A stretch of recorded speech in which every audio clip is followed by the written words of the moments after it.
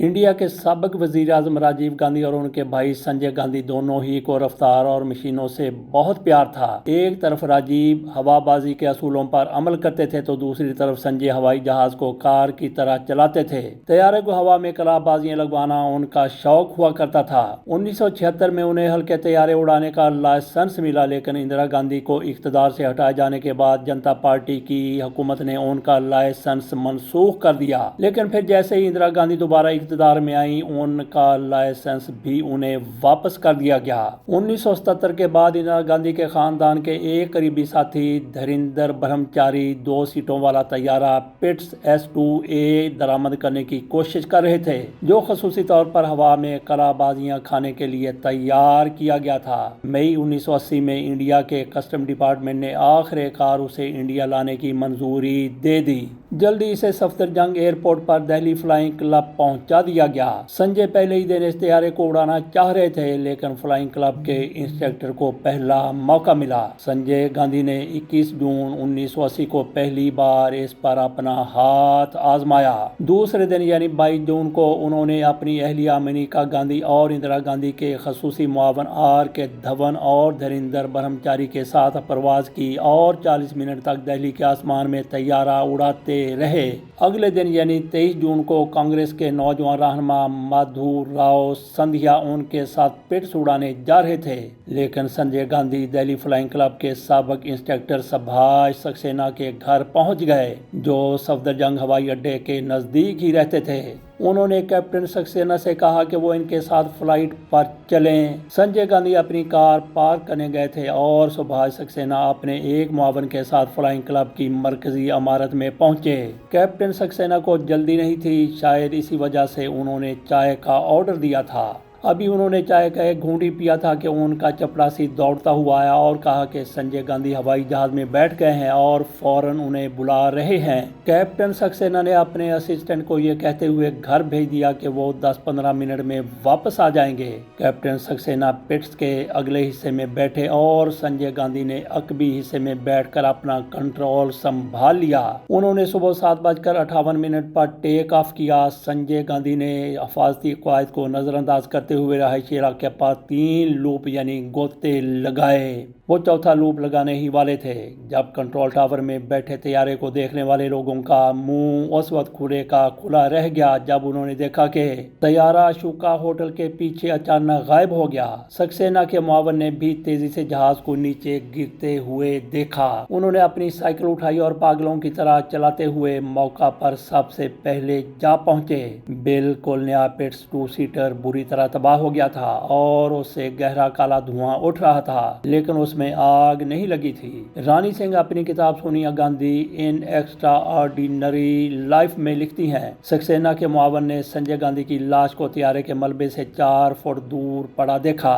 Captain Saxena के जिस्म का निचला हिस्सा तैयारे के मलबे में दबा हुआ था, लेकिन सर बाहर निकला हुआ था। एन उसी वक्त उत्तर प्रदेश के उस वक्त के वजीर आला विश्वनाथ प्रताप सिंह VP सिंह अकबर रोड पर वाक़ई इंदिरा गांधी की रहायशगाह पर उनसे मिलने के लिए बैठे थे। अचानक VP सिंह ने इंदिरा गांधी के असिस्टेंट R.K. धवन को यह कहते हुए सुना कि एक बड़ा हादसा हो गया है। इंदिरा गांधी बिखरे बालों के साथ बाहर आईं और कार में बैठकर धवन के साथ रवाना हो गईं। VP सिंह भी उनके पीछे पहुंच गए। इंदिरा गांधी के पहुंचने से पहले ही फायर ब्रिगेड ने दोनों लाशों को तैयारे के मलबे से निकाल लिया था और उन्हें हॉस्पिटल ले जाने के लिए एम्बुलेंस में रखा जा रहा था।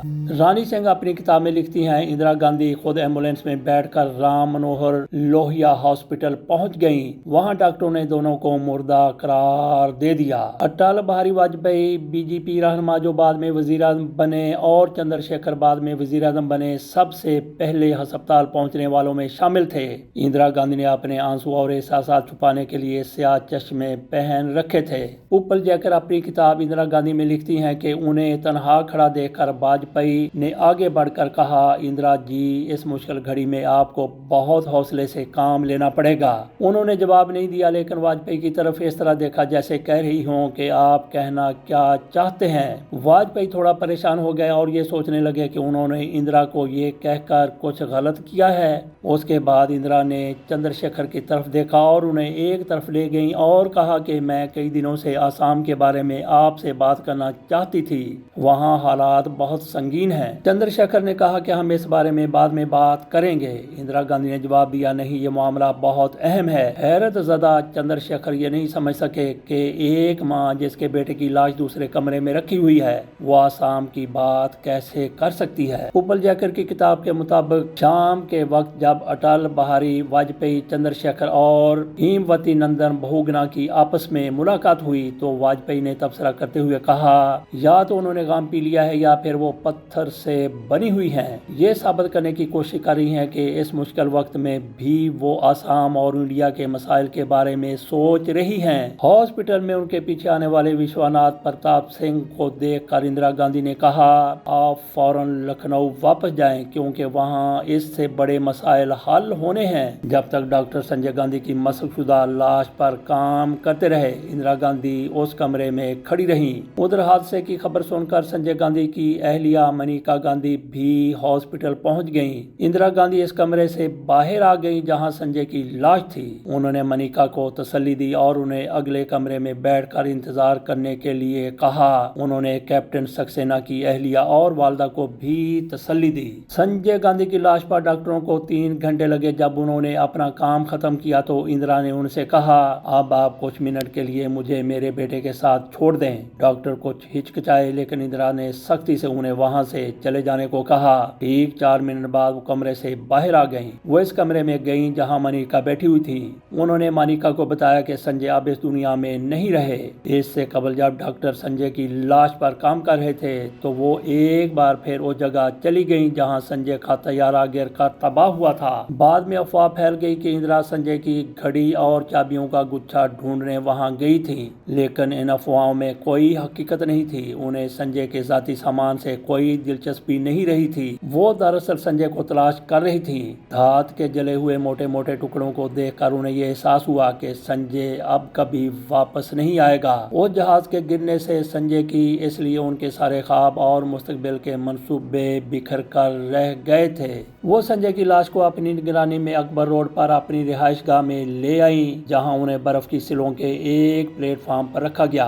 उनकी एक आंख और सर पर अभी भी पट्टी बंधी हुई थी और नाक बुरी तरह से कुचली जा चुकी थी। दूसरे दिन संजय की आखिरी रसूमात के वक्त इंदिरा गांधी पूरा वक्त मनिका का हाथ थामे रही। जैसे संजय गांधी की चिता में आग लगाने के लिए राजीव गांधी ने हाथ आगे बढ़ाया, इंदिरा ने उन्हें रुकने का इशारा किया। उन्होंने बताया कि संजय के जिस्म के गिर्द लिपटे हुए कांग्रेस के परचम को नहीं हटाया गया है। संजय गांधी की लाश के ऊपर रखी गई लकड़ियों को दोबारा हटाया गया और झंडा उतारने के बाद संजय गांधी की आखिरी रसूमात अदा की गई। 25 जून को संजय की राख को घर के अकबर रोड के लॉन में रखा गया। फिर पहली बार इंदिरा खुद को रोक नहीं सकी और उनकी आंखों से आंसू बहने लगे और सारे बंधन टूट गए। पहली बार उन्हें सबके सामने खुलकर रोते हुए देखा गया। राजीव गांधी ने उन्हें सहारा दिया। 4 दिन के अंदर यानी 27 जून को इंदिरा साउथ ब्लॉक के अपने दफ्तर में फाइलों पर ऐसे दस्तखत कर रही थी जैसे कि कुछ हुआ ही ना हो। राज थापा ने अपनी किताब ऑल दीज ईयर्स में लिखा है, संजय की मौत पर लोग रो पड़े और पूरा मुल्क गमगीन हुआ, क्योंकि ये एक अफसोसनाक वाकया था। लेकिन ये अजीब भी है कि उसके साथ ही लोगों में एक किस्म का सुकून भी था जो पूरे इंडिया में महसूस किया गया।